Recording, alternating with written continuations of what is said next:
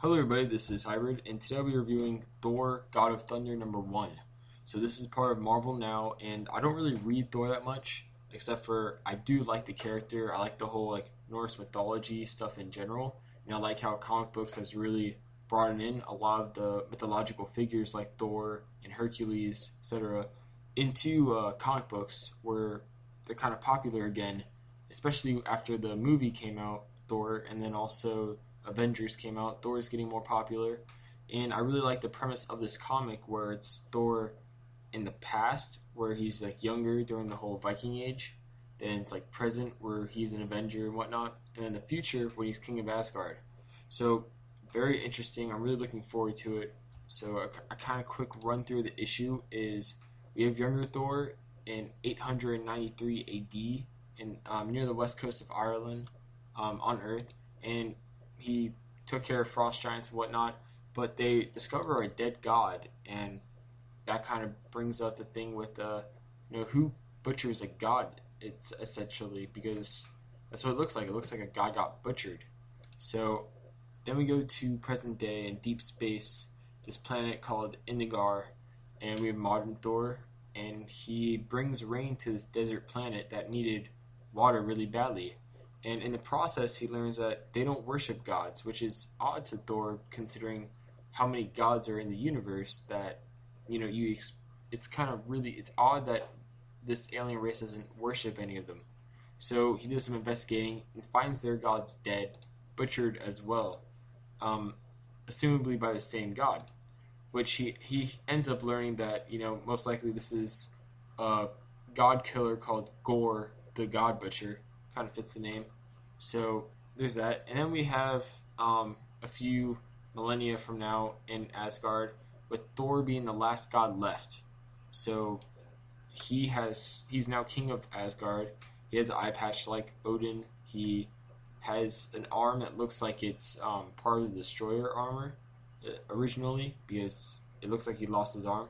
So obviously this is a big threat, and it ends off with him fighting hordes of the god butchers kind of pets, you could say. That's kind of what they're described as, like guard dogs. So all in all, very good start to Marvel now, in my opinion, and also a very great start to Thor's new series in general. I'm really looking forward to this. A new villain, you could say. It's not Loki. It's not another pantheon god like we usually get. It's not an Earth villain at all, which is all great because those have all been reused before. Instead, it's a totally new villain that's a villain for essentially everybody. Like Hercules could be an not antagonist, but this could be an antagonist for Hercules. This could be an antagonist for Loki, etc. Like they're all gods, and this is a god killer. So it's good they're actually bringing a kind of level, like a threat that's worth Thor, because whenever they put a human level threat against Thor, you're like, but Thor's a god and he's really powerful, so it makes no sense. So I'm happy they're doing this. Art, I give it a 5 because the art to me is just beautiful. Like everything from the penciling to the inking to the coloring, it's just top notch in my opinion. Very great. I hope it continues with the rest of the series. And then we have plot and writing. I give it a 4.5 because while I do really enjoy it, it's just that it seems to cut from time periods. At the times, I feel more invested in the issue itself. Like, I could have read a whole issue with just the younger Thor, and a whole issue with just the modern Thor, and a whole issue with just the future Thor, but the way they cut it in a way that makes sense, but at the same time, it kind of interrupts your, I guess the word you could say is, you kind of in the issue, you're kind of feeling for the issue, but they kind of cut it at that one moment when you're really getting into it and enjoying it. So 4.5 there, except for overall, I still really enjoyed the plot and the writing.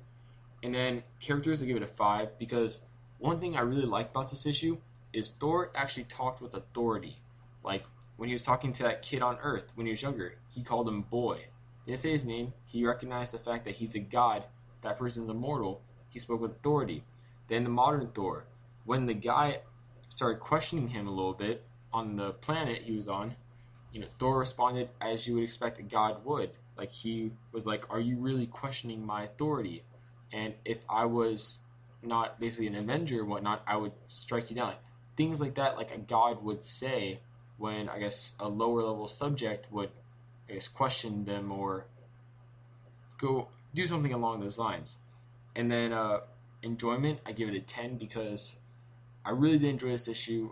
Nothing really bothered me about this issue besides the fact that once you kind of get invested in it, it cuts time wise into like the future.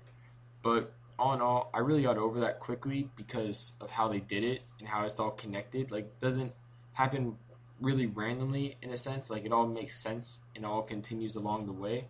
Except for, I'm really excited for the next issue. I can't wait to see what's going on. I hope we get to see the new God Butcher, Gore. But all in all, it's a 29 out of 30 or 97%. So very high issue.